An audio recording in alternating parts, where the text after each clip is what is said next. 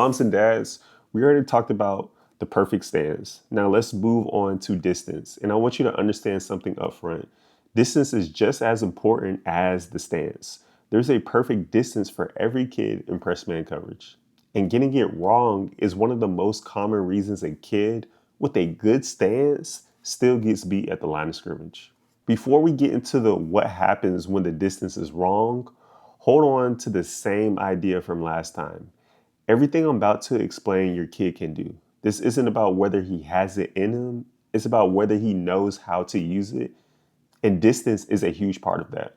So, what does the right distance actually do? Well, it gives your kid enough time to react to whatever the receiver does and enough space to actually use his hands once the receiver does react. That's it. Not too close, not too far, just enough room to see it and answer it.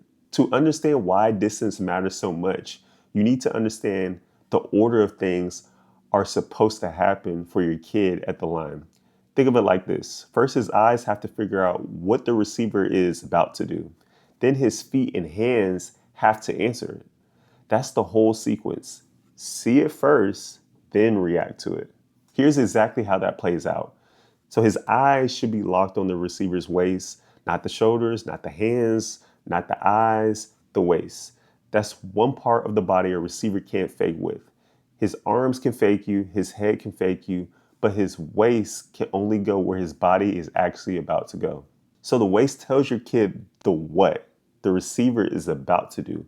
Once his eyes see that, his feet and hands react. They're the how. They actually answer to what he saw. Eyes tell him what's happening, his feet and hands tell him how to respond. Now let's talk about being too close. When your kid lines up too close to the receiver, everything speeds up on him.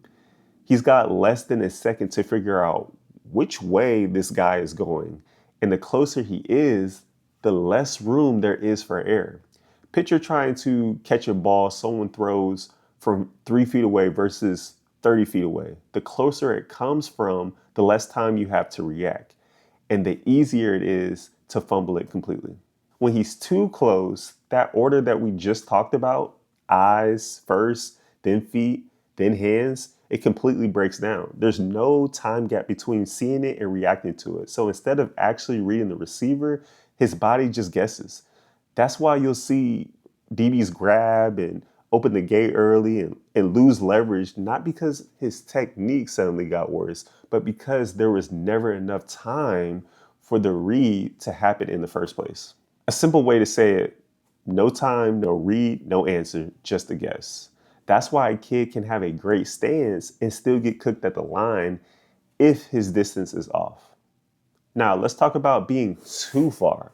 Hey guys, real quick, it's only 15 seconds. Listen to John talk about the DB Vision training glasses. Fewer blown coverages. That's the number one thing. So what was happening always was when they matched the guy, they just blew the coverage, gave way too much space, and if receiver catches the ball, it's a big gain or a touchdown. It forces eye discipline.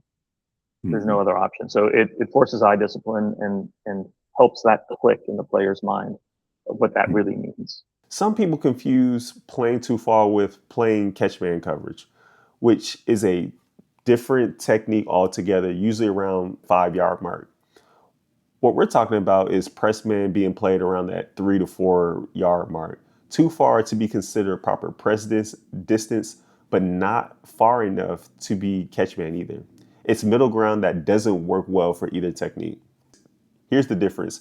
Between too close and too far, when he's too far, his eyes can still read the receiver just fine. The what still works. The problem isn't the read anymore. The problem is the receiver now has room to build speed, sell a fake before he ever has to commit to anything real.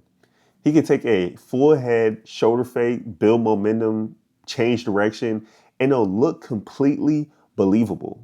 Because normally that kind of acting doesn't hold up with the correct distance, but with extra space, it does. So his eyes are still reading real information. They're just reading a longer, more convincing lie. Then the how breaks down for a different reason.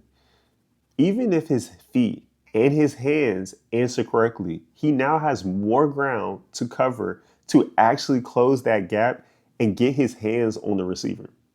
That travel time is exactly what the receiver wanted. By the time your kid arrives, the receiver's already stacked him or gained the angle he needed. So here's the difference in one line. Too close breaks the what. There's no time to read. Too far weakens the how.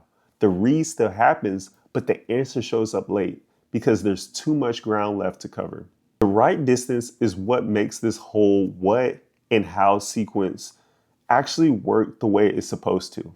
It protects the what because the receiver can't get in his face before his eyes finish the read. It protects the how because he's not too far away to close the gap in time once he reacts. And it kills the receiver's ability to sell a fake in the first place because there's no room to build one that looks real in that tight space. Simple way to say it. Right distance means his lies don't have room to grow, and your kid answer doesn't have room to be late. And that's the whole point of good press technique. It was never about being tough or being the most physical first. It's about controlling space. So his eyes get a clean read and his feet and hands get to answer it the right way with nothing lost in between. So, mom and dad, remember what we talked about last time. Your kid isn't missing the tools. He's got the stance, he's got the eyes, he's got the hands. This is just one more piece of learning how and what to use what he already has.